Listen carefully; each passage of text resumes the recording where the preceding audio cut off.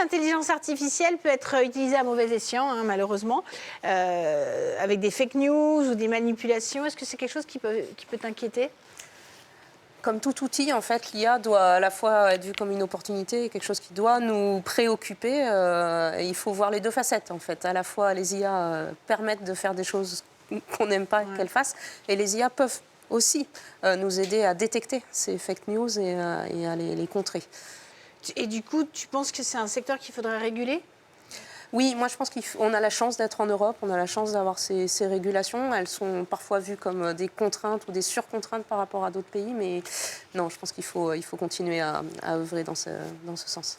Le domaine artistique se sent menacé un petit peu par les IA, les comédiens de doublage, les voix qui sont imitées, les illustrateurs aussi qui craignent de perdre leur job. Est-ce que ce sont des craintes qui sont légitimes, tu crois? Oui, en tout cas, il faut vraiment réfléchir à ça. Je ne sais pas si les métiers sont en danger à très courte échéance, mais en tout cas, certaines activités, certaines tâches vont être impactées. L'ensemble des métiers va être impacté par les IA. Maintenant, il faut qu'on se préoccupe collectivement de ce qu'on laisse faire ou pas.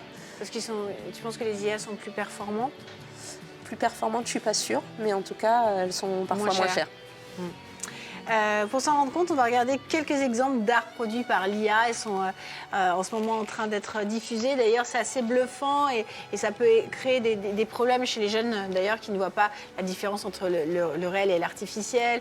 On pense aux faux comptes sur Instagram de jeunes filles parfaites ou des intérieurs incroyables ou des animaux d'une beauté rare.